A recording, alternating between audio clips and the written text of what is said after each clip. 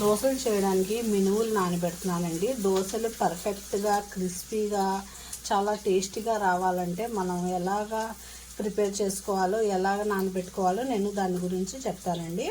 ఇది పొట్టున్న మినువులండి. ఇవే చాలా బాగుంటాయండి. దోశలు కానివ్వండి, ఇడ్లీ కానివ్వండి, గారికి కానివ్వండి, ఇదే హెల్దీ అండి. ఇదే మంచిదండి. మనం కడిగినా సరే పొట్టుతోనే తింటేనే హెల్దీ అండి మనకి. దానికోసం నేను 1 కప్పు మినువులండి నానబెడతాను. ఇదిగోండి, ఇది ఒక్కసారి వాష్ చేసుకుంటాను. ఇలా నానబెట్టేసానండి. ఇప్పుడు బియ్యం నానబెట్టుకుందాం. 1 కప్పుకి 2.5 కప్పులు బియ్యం వేసుకోవాలండి. దీంతో మనం మినువులు వేసాం కదండి. ఇప్పుడు దీంతో 2.5 కప్పు ఏమో బియ్యం వేసుకోవాలండి. మనం కొలతలతో చేసుకుంటే పర్ఫెక్ట్గా కుదురుతాయండి. చాలండి, నేను ఎక్కువ వేయను. ఇది ఇప్పుడు ఇందులోకి ఒక్కసారి వాష్ చేసుకుందాం. 2 సార్లు వాష్ చేసుకుందాం.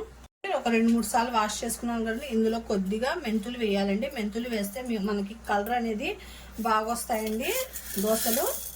ఇందులో కొద్దిగా పచ్చెనపప్పు కూడా వేయాలి. పచ్చెనపప్పు వేస్తే దోశ అనేది టేస్టీగా ఉండిద్దండి. చాలా బాగుండిద్దండి. మనం హోటల్లో చేస్తాం కదండి దోశలు, దానికన్నా పర్ఫెక్ట్గా ఉంటాయండి. ఇది ఇప్పుడు ఒక 5 గంటలు నానాలండి. నానిన తర్వాత అప్పుడు మనం పిండి రుబ్బుకుందాం. ఫ్రెండ్స్, ఇప్పుడు నేను ముందుగా దోశల పిండికి బియ్యం అని నానపెట్టాను కదండి. నేను ఇప్పుడు అన్నానికి బదులుగా నేను ఇందులో అటుకులు వేస్తున్నానండి. ఇది 2-3 సార్లు బాగా వాష్ చేశానండి. నేను ఇది గ్రైండర్లో వేస్తానండి. గ్రైండర్లో వేస్తే చాలా బాగుండిద్దండి. దోశలు అనేది చాలా టేస్టీగా వస్తాయండి. నేను ముందుగా బియ్యాన్ని కడిగాను కదండి. ఈ బియ్యం వేసేసి ఇది మెత్తగా అవుతూ ఉండిద్దండి. అప్పుడు దాకా నేను మినువులు అనేది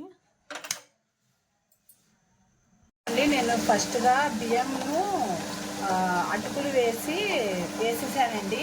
ఎందుకంటే ఈ నలుగుతూ ఉంటాయండి. అప్పుడు దాకా నేను మినువులు అనేది కడిగేస్తాను.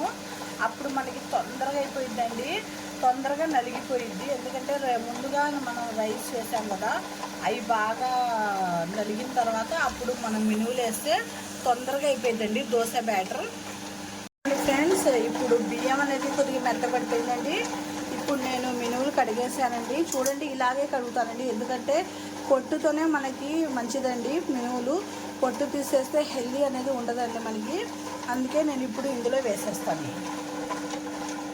మనకి గ్రైండర్లో చేసుకుంటే మెత్తగాను స్మూత్గా చాలా బాగుంటాయండి. క్రిస్పీగా కూడా వస్తాయి. దోశలు అనేది చాలా టేస్టీగా ఉంటాయండి గ్రైండర్లో వేస్తే.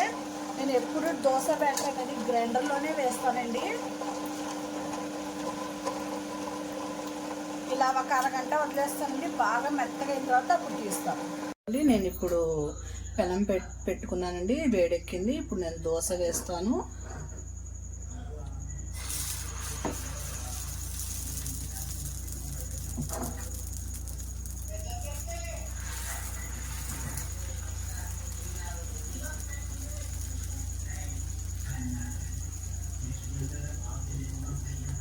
ఇది మామూలు దోశ అండి.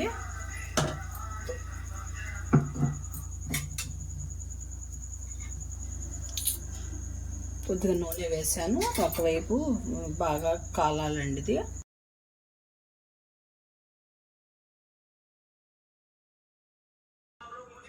చూసారా, ఇలా చూడండి ఎంత బాగా వచ్చినాయో దోశలు. పర్ఫెక్ట్గా ఉంటాయండి. మనం సోడా కూడా వేయాల్సిన పని ఉండదండి. అంత మెత్తగాను అంత బాగుంటాయండి, క్రిస్పీగా. ఎమ్మి దోశ అండి. ఇదిగోండి ఫ్రెండ్స్, ఇలా ట్రై చేయండి మీరు కూడా. నా రెసిపీస్ నచ్చితే ఒక లైక్, షేర్, సబ్స్క్రైబ్ చేసుకోండి ఫ్రెండ్స్. కొత్తగా ఎవరైనా ఛానల్ చూస్తుంటే సబ్స్క్రైబ్ అనేది చేసుకోండి. ఎమ్మి దోశలు రెడీ అయిపోయినాయండి. మీరు కూడా ఇలా ట్రై చేయండి. ఎంతో టేస్టీగా ఉంటాయండి దోశలు. చాలా టేస్టీగా ఉంటాయండి. చాలా స్మూత్గా కూడా ఉంటాయండి. అల్లా హాఫీజ్.